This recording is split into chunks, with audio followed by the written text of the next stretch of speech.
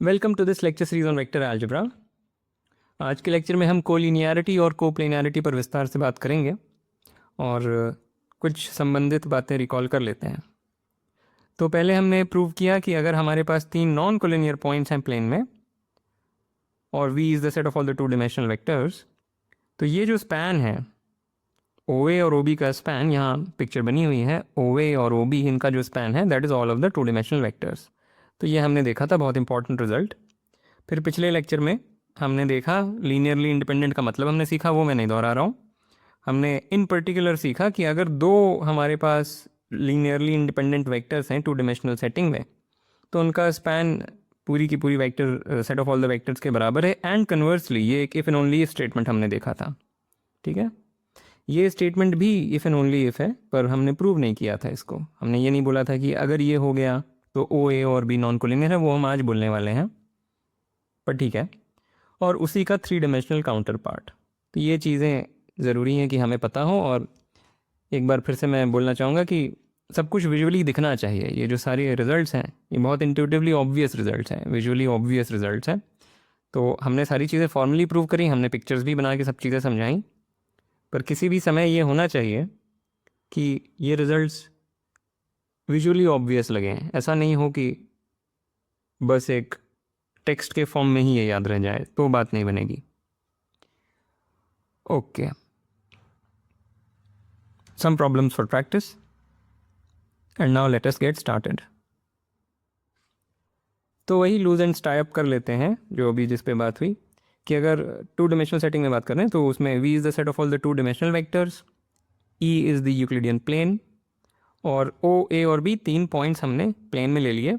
यहाँ पे हम ऐसा कुछ नहीं कह रहे हैं कि ये नॉन कोलिनियर हैं या ये डिस्टिंक्ट हैं, ये सब सेम भी हो सकते हैं, ठीक है। इसके बाद हम तीन इक्विवेलेंसेस यहाँ पे स्थापित करने वाले हैं, या कम से कम स्टेट करने वाले हैं। तो सबसे पहला स्टेटमेंट क्या है? सबसे पहला स्टेटमेंट है कि ये जो तीन पॉइंट्स हैं ये नॉन कोलिनियर हैं।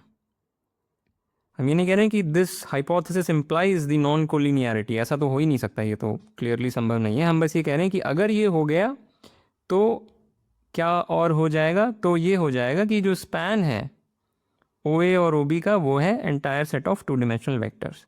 और ये अभी अभी हमने रिकॉल किया, ये सबसे पहला रिजल्ट जो हमने रिकॉल किया वो यही था कि अगर ये होगा तो ये भी होगा, राइट।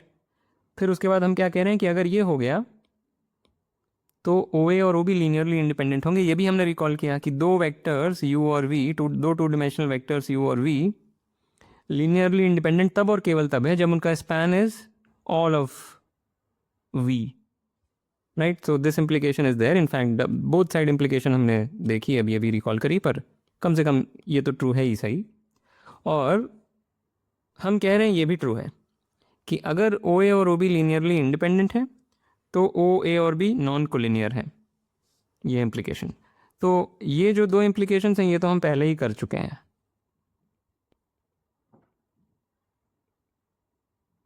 और ये आपका एक्सरसाइज है।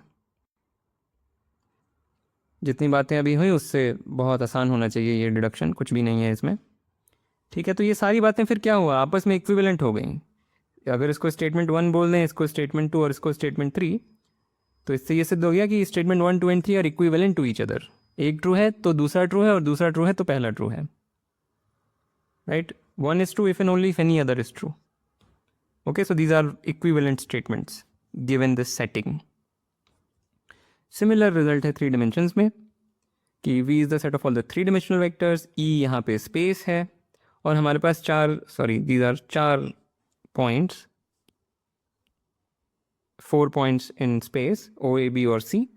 तो फिर क्या इक्विवेलेंस हम कह रहे हैं? हम कह रहे हैं पहली बात है कि ये चारों पॉइंट्स नॉन कोप्लेनर हो, यानी कोई भी एक प्लेन नहीं है जो चारों से पास कर जाए। दैट इम्प्लाइज कि span of OA, OB, OC is all of V, ये अभी हमने रिकॉल किया शुरुआत में, विच इम्प्लाइज दिस कि ये तीनों वेक्टर्स लीनियरली इंडिपेंडेंट हैं। इनफैक्ट ये इक्विवेलेंस हम पहले से ही जानते हैं, पर कम से कम ये इम्प्लीकेशन तो ट्रू है। और हम कह रहे हैं कि ये जो स्टेटमेंट है दैट इम्प्लाइज दिस स्टेटमेंट, तो पहले दो तो ऑलरेडी डन, और ये आखिरी वाला एक्सरसाइज।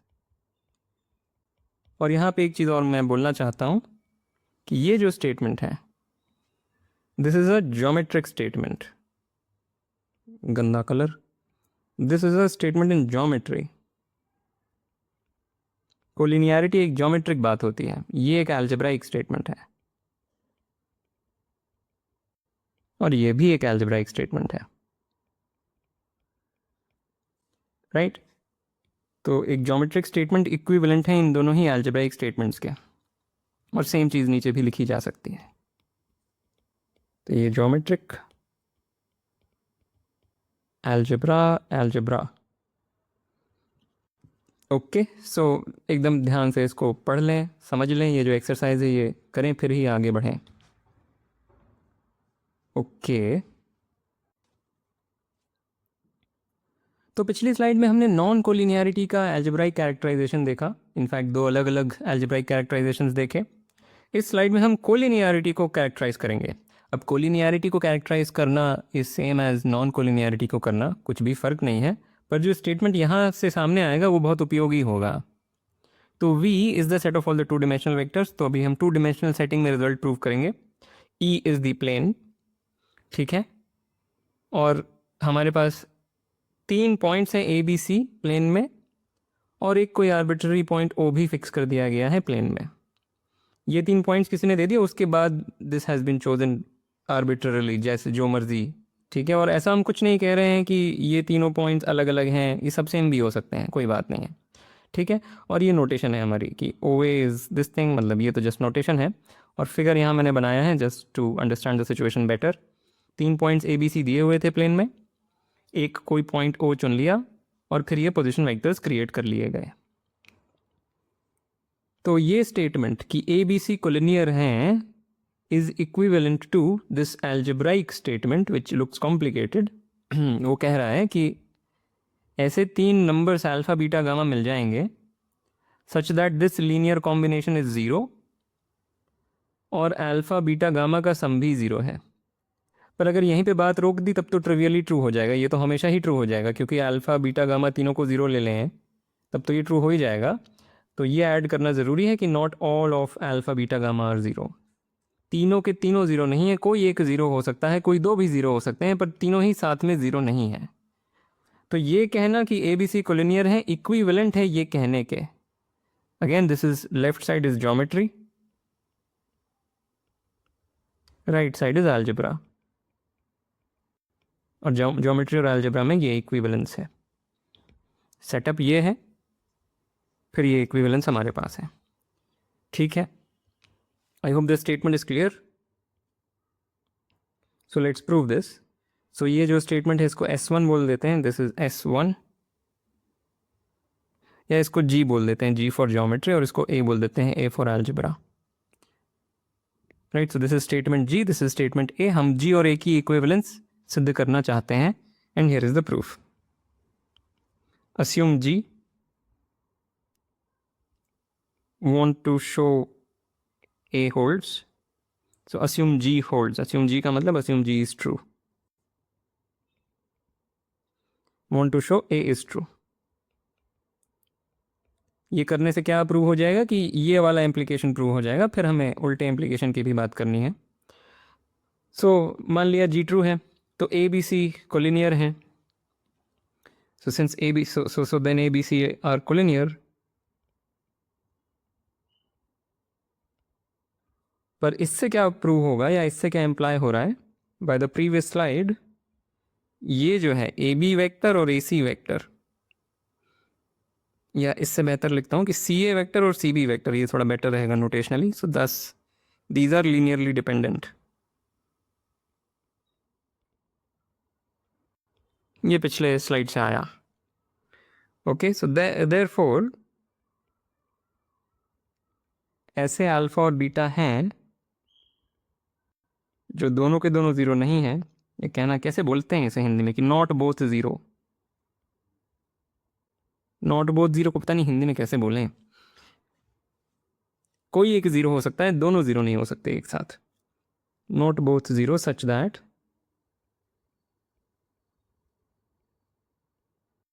ये हो गया, राइट। लीनियरली डिपेंडेंट का मतलब ही यही है, पर सी ए वेक्टर क्या है? C A vector is just O A vector minus O C vector, right? C A vector is OA vector minus OC vector.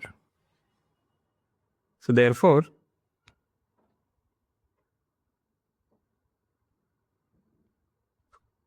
this is 0 and that implies ये चीज़ आ गई। अब इसको हम गामा बोल देंगे, या रादर इस चीज़ को गामा बोल देंगे, माइनस अल्फ़ा प्लस बीटा को गामा बोल देंगे।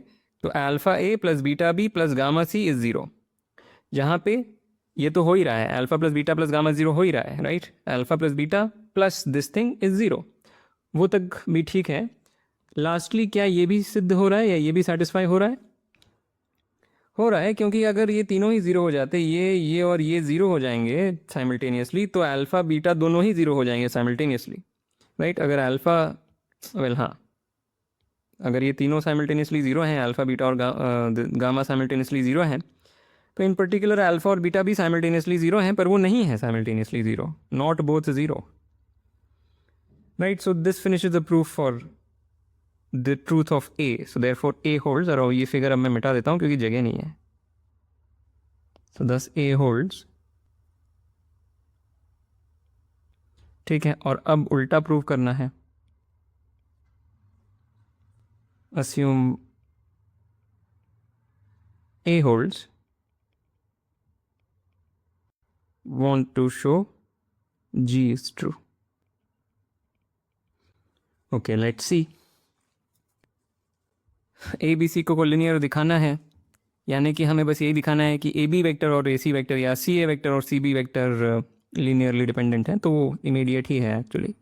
सो बाय ए जो यहाँ पे हुआ बस उसको ही रिवर्स करना है, पर लिख देता हूँ पूरा detail. So by so then we have, by A we have such that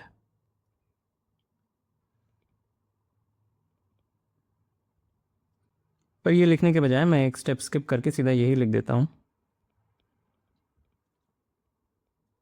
where not both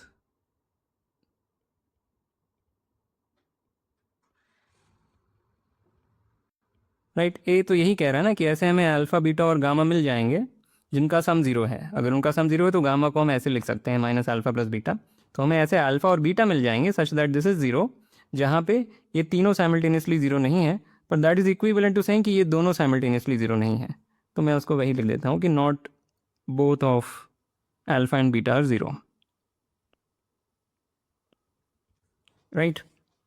but then this gives us alpha a minus c plus beta b minus c is 0, which implies जहाँ पे कि not both alpha beta and 0, ये भी हम जानते हैं। so that therefore ca vector and cb vector are linearly dependent, therefore a b c are collinear। Just यहाँ पे जो स्टेप्स थे उनको रिवर्स किया है। This is will be a very useful characterization. Collinearity को ऐसे देखना will be very useful. Okay, similar result three dimension में कि हमारे पास v is the set of all the three dimensional vectors, e is the space, और setup है कि 4 पॉइंट्स हैं a b c d, और फिर एक कोई आर्बिट्ररी पॉइंट o फिक्स कर दिया और ये नोटेशन डेवलप कर दी। देन ये कहना कि A B C D are coplanar, यानी एक अकेला प्लेन ऐसा है जो चारों से पास करता है। ये तब और केवल तब होगा जब ऐसे 4 रियल नंबर्स होंगे alpha beta gamma and delta जिनका सम 0 है, और ये लीनियर कॉम्बिनेशन भी 0 है, जिसमें से कि ये चारों के चारों साथ में 0 नहीं है, कोई एक तो नॉन ज़ीरो है, at least one of these numbers is non zero. तो ये कोप्लेनरिटी के बराबर है। फिगर यहाँ पे थोड़ा सा बना हुआ है, ये 4 पॉइंट्स हैं ए बी सी और डी, दिस इज़ ओ। ठीक है, फिगर से क्या हेल्प मिल रही है मालूम नहीं, पर and the proof is an exercise. जो पिछले पेज में प्रूफ था बिल्कुल वैसे ही ये भी प्रूव हो जाएगा। सो this is an exercise. Okay अब एक छोटी सी ऑब्जर्वेशन हम यहाँ पर करेंगे। दो डिस्टिंक्ट पॉइंट्स हैं ए और बी, प्लेन में या स्पेस में फ़र्क नहीं पड़ता, और एक कोई पॉइंट है ओ बराबर भी हो सकता है इनमें से किसी के, वो भी चलेगा। और ए और बी से जो पास होने वाली लाइन है उसका नाम है एल। ठीक है, अब अगर हम कोई पॉइंट पी चुनते हैं, मान लें कोई पॉइंट पी हमने चुना ए और बी के बीच में, जो कि R/S के रेशियो में बांटता है इस लाइन सेगमेंट को। कैसे लोगों को पता नहीं, दिस इज R/S, इस रेशियो में बांटता है। तो जो P का पोजीशन वेक्टर है वो ए और बी के पोजीशन वेक्टर्स के माध्यम से ऐसे लिखा जा सकता है। हम जानते हैं कि जो OP वेक्टर है वो है R/OB plus S/OA divided by R+S, और इसको हम ऐसे भी लिख सकते हैं,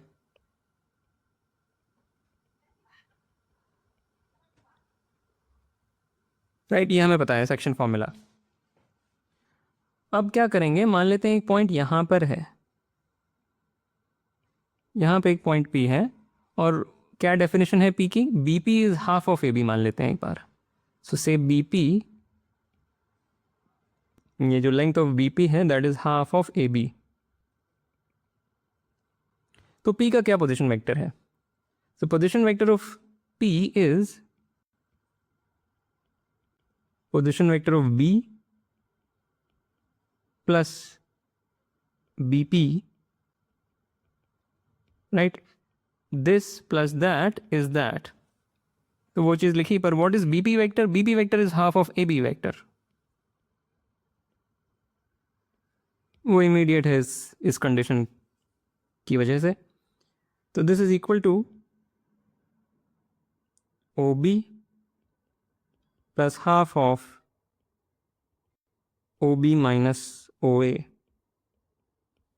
हम फिर से क्या करना चाह रहे हैं, हम पोजीशन वेक्टर ऑफ P लिखना चाह रहे हैं पोजीशन वेक्टर ऑफ A और पोजीशन वेक्टर ऑफ B के माध्यम से, जहाँ पे सारे पोजीशन वेक्टर्स O के रिस्पेक्ट में लिखे जा रहे हैं। So this is equal to minus half OA plus 3/2 OB। अब इन दोनों में साझी बात क्या है कि यहाँ पे भी जो पोजीशन वेक्टर आया OP का, उसमें ये जो कोएफिशिएंट्स हमारे पास आए, इन दोनों का सम 1 है, और यहाँ पे भी इन दोनों का सम 1 है।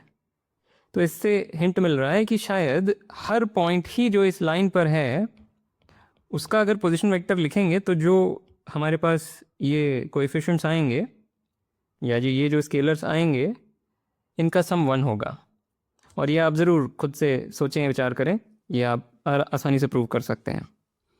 ठीक है, सो इसी बात को अब हम एक थ्योरम के फॉर्म में लिखेंगे। तो let E be the plane और द स्पेस, जो हम बोलने वाले हैं वो प्लेन और स्पेस दोनों में ट्रू है। समझने के लिए एक बार प्लेन में समझ लेंगे तो सारी बातें वहाँ पे क्लियर हो जाएंगी। और let V be the set of all the 2 dimensional vectors और the set of all the 3 dimensional vectors. अगर E को स्पेस लिया है तो V को हम लेंगे all the 3 dimensional vectors.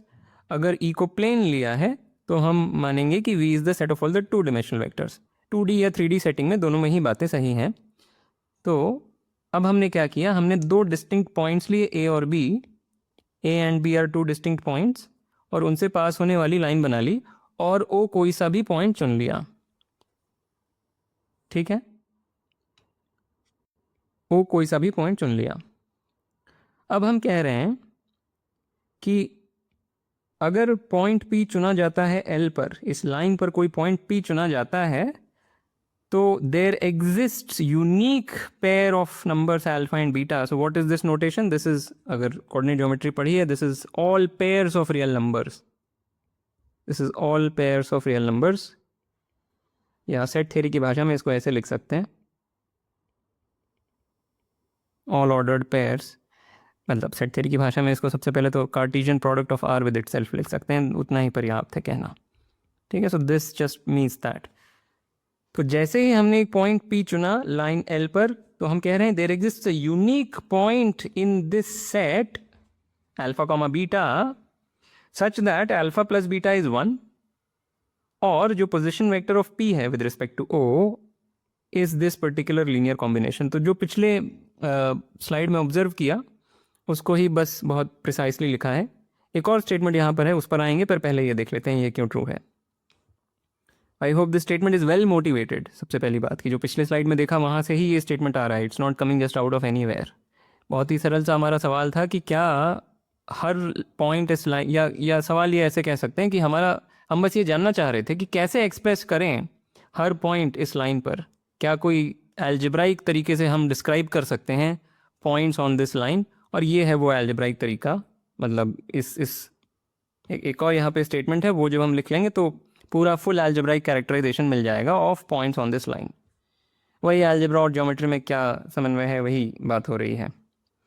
Okay, so why is this true? दो बातें यहाँ करनी है, एग्जिस्टेंस और यूनिकनेस। ठीक है, तो पहले एग्जिस्टेंस पे आ जाते हैं। Proof of the pink thing, existence. P कोई आर्बिट्ररी पॉइंट उठा लेते हैं और हमें दिखाना है कि ऐसे अल्फा और बीटा हैं। So then A B and P are collinear.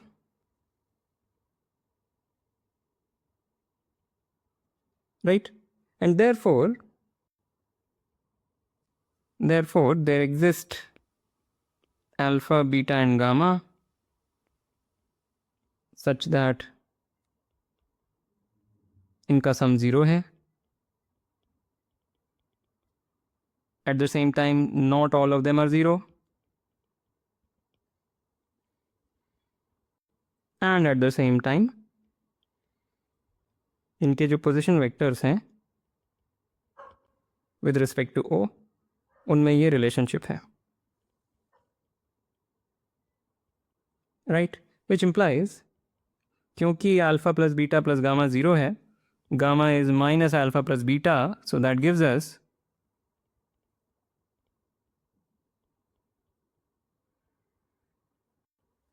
This equation. और अब क्लियरली अगला स्टेप क्या होना चाहिए कि हम both side alpha plus beta से डिवाइड कर दें। So this implies both side alpha plus beta से डिवाइड किया,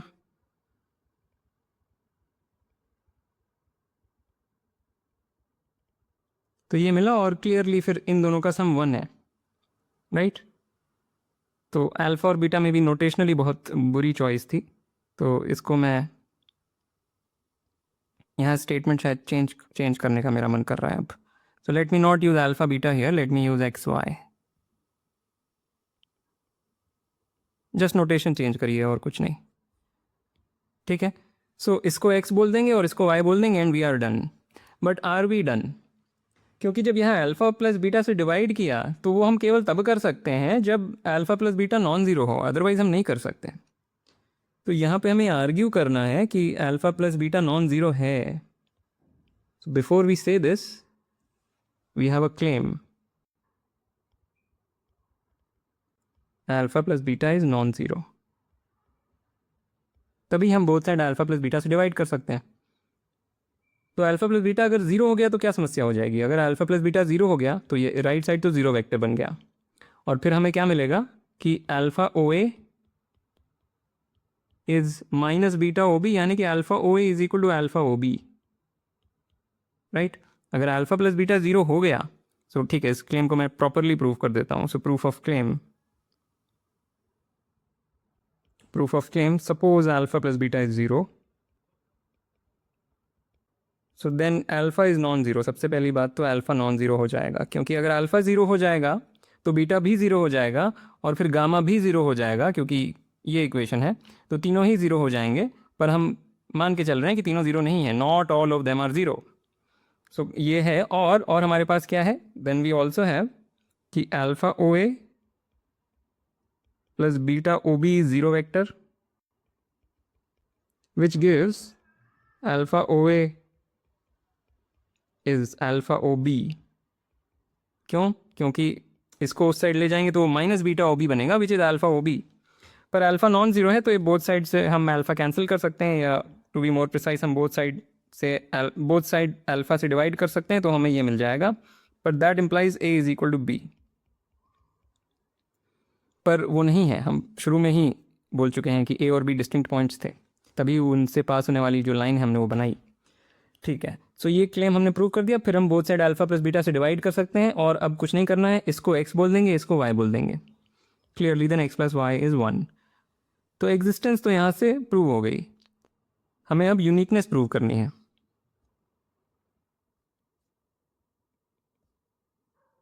uniqueness, so suppose XOA plus YOB is equal to OP, where x comma y is, where x plus y is 1, and x prime OA, या x tilde कर देता हूँ, x tilde OA plus y tilde OB is OP, where x tilde plus y tilde is 1। तो यानी कि मान लेते हैं ऐसे दो पेयर्स हैं। यूनिकनेस का मतलब हमें दिखाना है ऐसा एक ही पेयर है, तो हमने मान लिया कि ऐसे दो पेयर्स हैं, एक है एक्स कॉमा वाई, एक दूसरा है X tilde comma Y tilde, such that ये हो रहा है और ये भी हो रहा है। तो हमें दिखाना क्या है, want to show that x equals X tilde and y equals Y tilde, यही दिखाना है, तभी यूनिकनेस हो जाएगी। ठीक है, पर अब क्योंकि ये हमें दिया हुआ है तो इससे हमें क्या मिला from these two equations, but then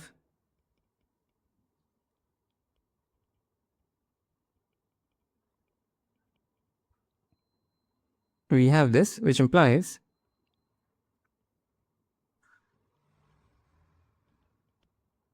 just simple algebra, पर क्योंकि ये भी हो रहा है तो हमें उससे मिलेगा this implies this thing implies कि x minus x tilde is equal to y tilde minus y, that's immediate from these two equations, बस subtract करेंगे तो मिल जाएगा। ठीक है, therefore ये जो भी है वही ये भी है, पर अगर x और x टिल्डा अलग अलग हुए, हमें यही शो करना था, अगर x और x टिल्डा अलग हुए तो ये नॉन ज़ीरो हो जाएगा और फिर ये भी नॉन ज़ीरो हो जाएगा, तो हम फिर इसको सॉर्ट ऑफ कैंसिल कर सकते हैं, विच वुड गिव कि OA equals OB, which would give A equals B, and that would be a contradiction. So if x not equal to x tilde, then since we would get OA equals OB, which means कि A equals B, which is a contradiction to our hypothesis. So that shows uniqueness.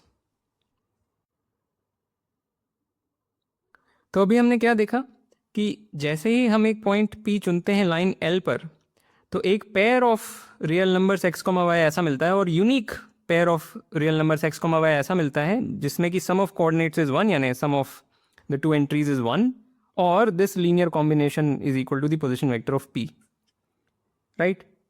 इसका उल्टा भी true है कि अगर हम ऐसे pair of real numbers उठाते हैं x, y जिसमें कि सम ऑफ एंट्रीज इज 1, तो एक यूनिक पॉइंट P मिलेगा लाइन पर, such that the corresponding linear combination of the position vectors of A and B is equal to the position vector of P। बिल्कुल इसी का counter part. तो जो geometric बात है कि consider the line passing through A and B, इस पे जो हर पॉइंट इस लाइन पे करस्पॉन्ड करता है एक यूनिक पॉइंट, और या रादर एक unique pair of real numbers x, y with this condition. वो सारे pair of real numbers with this condition, ये खुद भी एक लाइन है R2 में, अगर कोऑर्डिनेट ज्योमेट्री याद है, सिंपल सी बात, that is this line, right. तो ये जो कोऑर्डिनेट ज्योमेट्री वाली लाइन है वो बाइजेक्टिव करस्पॉन्डेंस में है, या 1-to-1 करस्पॉन्डेंस में है to this geometric line. Coordinate geometry वाली लाइन को आप एक एल्जेब्राइक लाइन समझ सकते हैं, वो एक एल्जेब्राइक कंडीशन से डिफाइन हो रही है। ज्योमेट्रिक लाइन तो ज्योमेट्रिक लाइन है, एक्सियोमेटिकली डिफाइन हो रही है। Okay, so think about all this, ये जो सारी बातें अभी हुई इस स्लाइड में, ठीक से उस पर विचार करें, क्या हुआ ये एग्जैक्टली। ओके, इसी का स्पेशल वर्जन है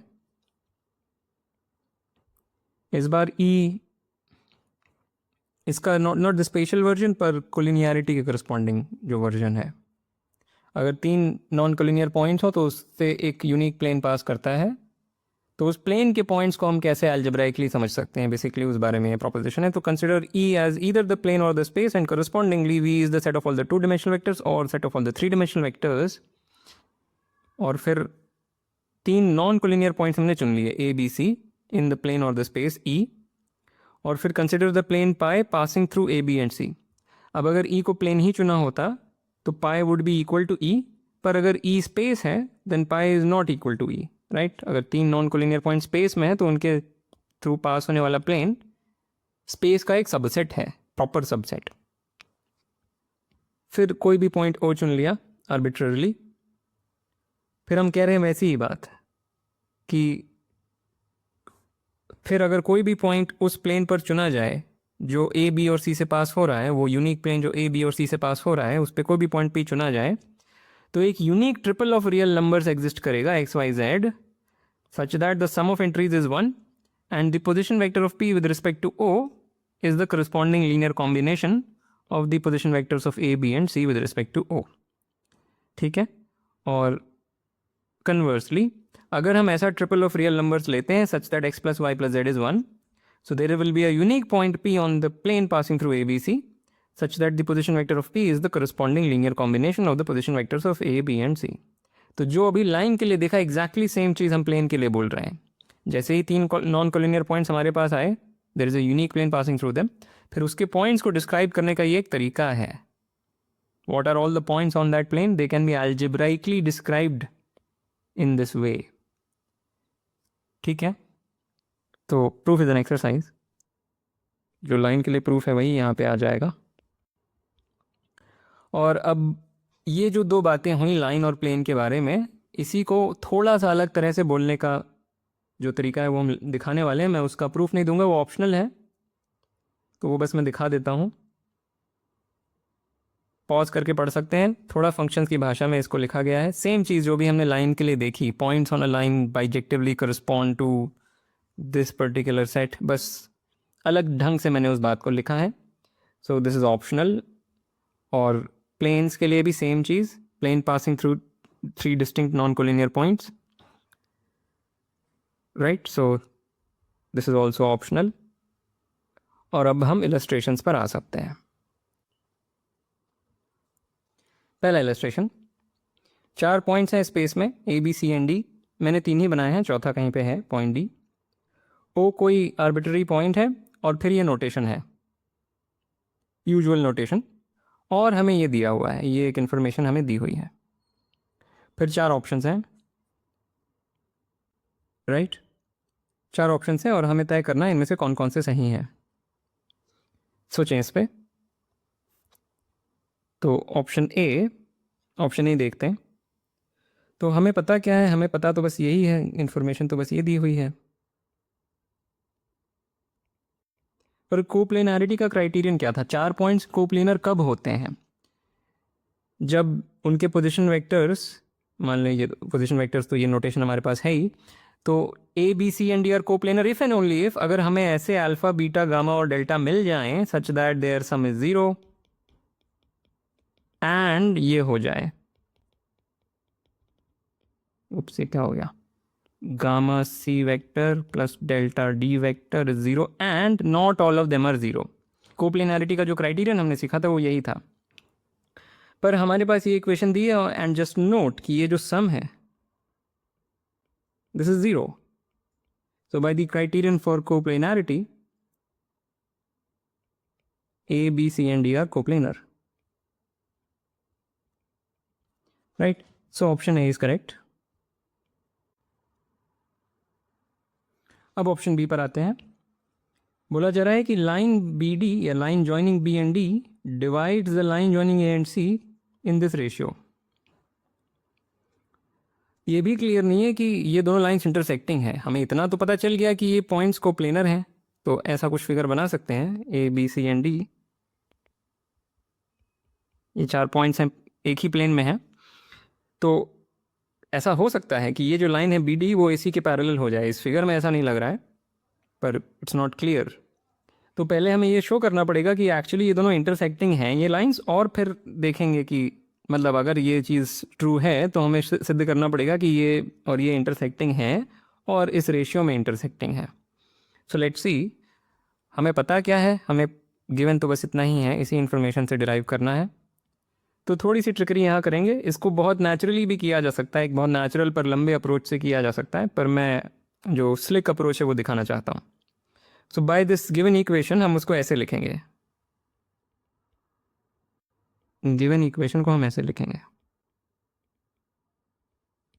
बस बेसिक अलजेब्रा कर दिया इसमें, इसको और इसको सॉरी इसको और इसको दूसरी साइड ले गए, क्योंकि हम बी और डी को ज्वाइन करने वाली लाइन की बात करना चाहते हैं, इसलिए उनके पोजीशन वेक्टर्स को एक साइड कलेक्ट किया है, वो समझ में आएगा धीरे धीरे। फिर ये माइनस साइन को हटा सकते हैं दोनों तरफ से, तो ये प्लस बन जाएगा, और बोथ साइड 4 से डिवाइड कर देंगे, तो मिलेगा half of B plus half of D is equal to 3/4 of A plus 1/4 of C. ठीक है, अब कोई भी वेक्टर हो वो किसी ना किसी पॉइंट का पोजीशन वेक्टर है। So let's say this is the position vector of some point P with respect to O. Obviously ये जो भी वेक्टर है मान लेते हैं पी का पोजीशन वेक्टर है, और फिर ऑफ कोर्स ये वेक्टर भी अपने आप पी का ही पोजीशन वेक्टर हो गया, क्योंकि दोनों बराबर हैं। अब अगर इसको देखें तो इससे क्या पता चला कि जो पॉइंट पी है वो मिड पॉइंट है बी और डी का, right? Because of this equation by section formula if you like, point P is the mid point of B and D, तो पॉइंट पी बी और डी का mid point है। और इसको देखें तो पता चला कि point P is well is how, मतलब सेक्शन फॉर्मूला से ही जो पॉइंट पी है, सबसे पहले एक बार वो भी मिड पॉइंट वाली बात छोड़ देते हैं। कम से कम ये देख के ये तो पता चल गया कि point P lies on the line B D, right? Line B D पर ही होगा क्योंकि इन दोनों का सम 1 है। Similarly point P lies on the line A C, क्योंकि इन दोनों का सम 1 है। और therefore B D and A C do intersect, इतना तो पता चला कि कम से कम वो इंटरसेक्ट करते हैं। इंटरसेक्शन पॉइंट को पी बोल दिया, मतलब वो इंटरसेक्शन पॉइंट एक्चुअली पी ही है, क्योंकि पी का ही पोजीशन वेक्टर ये है और ये है, तो इंटरसेक्शन पॉइंट पी है। पर अब अगर ये देखें तो इससे हमें पता चला कि जो पॉइंट पी है वो कैसा है, वो 3:1 के रेशियो में इस तरीके से बांट रहा है ए सी को। सो this is in the ratio 3:1 या 1:3 लिख देता हूँ। Bye the section formula point P इस तरीके से बांट रहा है, 2:1 के रेशियो में नहीं, 1:3 के रेशियो में या 3:1 के रेशियो में, जैसे भी आप बोलना चाहें। So this is false. Okay, अब ऑप्शन सी पर आते हैं। ऑप्शन सी भी वैसे ही है। ऑप्शन सी कह रहा है कि the line joining A and C divides the line joining B and D in the ratio 1:1, which is true because P is the mid point of B and D. By the section formula P is the mid point, यानी कि 1:1 के ratio में, तो that is true. और चौथा option कह रहा है कि ये 4 वेक्टर्स लीनियरली डिपेंडेंट हैं, which is trivially true. Any 4 vectors are linearly dependent. ये तो हम पहले ही देख चुके हैं पिछले लेक्चर में। So that's that. I hope this was clear. Okay, ये सवाल फिर से आ गया, ये तीसरी बार हम कर रहे हैं। एक ट्राइंगल है A B C non degenerate, यानी कि A B C are not collinear, हाँ नॉट कोलिनियर, और P is some point inside the triangle. और फिर ये लाइंस बना ली गई, A P B P C P को एक्सटेंड किया गया, वो फिर डी ई और एफ पर मिली, और फिर हमें शो करना है कि ये चीज़ हो रही है। A P upon P D is this sum. ठीक है, तो हम इसको 2 तरह से पहले ही देख चुके हैं, एक और आज सोल्यूशन इसका देते हैं। थोड़ा सा मैं रफली इसको आर्ग्यू करूँगा, जो कॉर्नर केसेस हैं आप खुद से फिलअप कर लीजिएगा। सो सोल्यूशन, और ये जो बात है ये प्लेन स्पेस दोनों में ही ट्रू है, इसमें कहीं पे हमें ये नहीं मानना है कि ये प्लेन में हो रहा है या स्पेस में हो रहा है, दोनों केसेस में बात सही है। तो let O be some point, O be some point arbitrary, और नोटेशन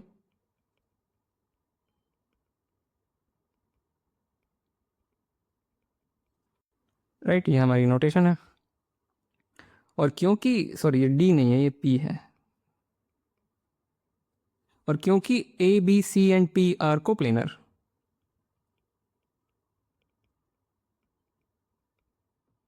कोप्लेनर क्यों है? क्योंकि पी चुना ही ऐसे गया था, इस ट्रायंगल के अंदर कोई पॉइंट चुना गया, तो क्लियरली फिर they are coplanar. Since they are coplanar, we can find four real numbers such that not all of them are 0, उनका सम इज 0, और जो पोजिशन वेक्टर्स हैं इन चारों पॉइंट्स के with respect to our chosen anchor, वो इस linear combination की equation को सेटिस्फाई करते हैं, या उनका corresponding linear combination is 0. Right, so coplanarity को एग्जॉस्ट कर दिया हमने. अब बात यह है, वही ट्रिकरी जो पिछले इलस्ट्रेशन में करी वैसे ही ट्रिकरी हम करने जा रहे हैं. तो यहाँ से हम क्या करेंगे, जो पॉइंट F है उसको हम सॉर्ट ऑफ लोकेट करेंगे. तो A और B का जो पोजीशन वेक्टर है वो एक साइड, और C और P का जो पोजीशन वेक्टर है वो दूसरी साइड लिखेंगे. सो इससे हमें मिला कि alpha A plus beta B is this thing, right.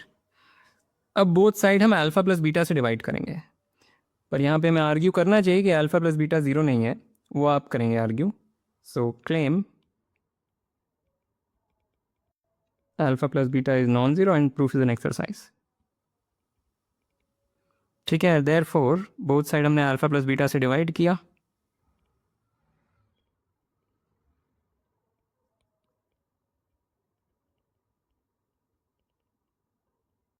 But alpha plus beta is minus gamma minus delta because of this equation ये है. So therefore this gives us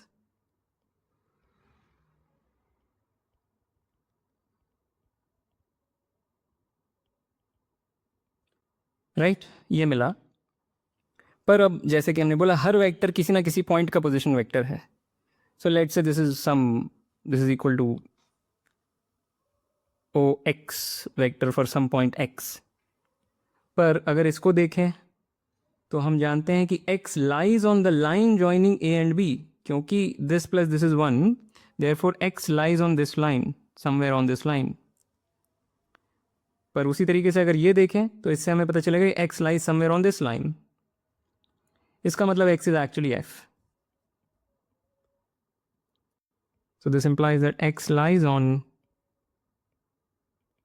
line AC and well line AC लिख देता हूँ, नहीं तो वो पता नहीं क्या लगेगा. line AC and line CF and line CF and thus sorry not CF CP and thus X is actually F, क्योंकि F is the point that lies on both the lines. इसके और इंटरसेक्शन पे F है. Okay, सो AF upon FP यहाँ से क्या मिला, हम क्या देख पा रहे हैं. सो दिस गिव्स अस कि alpha upon alpha plus beta OA plus beta upon alpha plus beta OB, this is equal to OF vector. यही हमें मिला यहाँ से, विच इम्प्लाइज कि AF is to FP sorry FB. This is by the section formula or whatever, this is in the ratio beta is to alpha, यानी कि AF upon FB is beta upon alpha.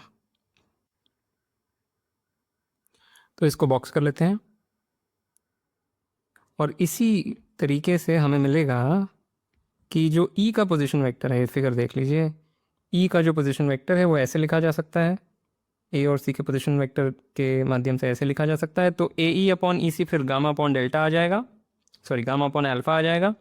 और जो आखिरी चीज़ है वहाँ आपको थोड़ा सा विचार करना पड़ेगा, ये मैं एक्सरसाइज के तौर पे छोड़ देता हूँ, कि OP वेक्टर, इस टेक्निक से क्या होगा, आप D का जो पोजीशन वेक्टर है वो आप A और P के पोजीशन वेक्टर के तौर पे लिख पाएंगे directly using just this idea. पर उसको थोड़ा सा उसमें थोड़ा फेरबदल करेंगे तो ये मिल जाएगा कि जो P का पोजीशन वेक्टर है वो D के पोजीशन वेक्टर और A के पोजीशन वेक्टर के तौर के लीनियर कॉम्बिनेशन के तौर पे लिखें तो ऐसा आ जाएगा. फिर वही सेक्शन फार्मूला वाली बात कि AP अपॉन PD, उससे हमें मिलेगा is this thing. Alpha plus delta upon minus alpha, ठीक है। और अब बस ये चेक करना है कि क्या this plus this is equal to that. So beta upon alpha, या ऐसे लिख देता हूँ A F upon F B plus A E upon E C, this is what, this is beta upon alpha plus gamma upon alpha which is equal to beta plus gamma upon alpha, पर beta plus gamma upon alpha, पर beta plus gamma क्या है, वो है minus alpha plus delta, और ये है AP upon PD के बराबर। Okay, so that proves it.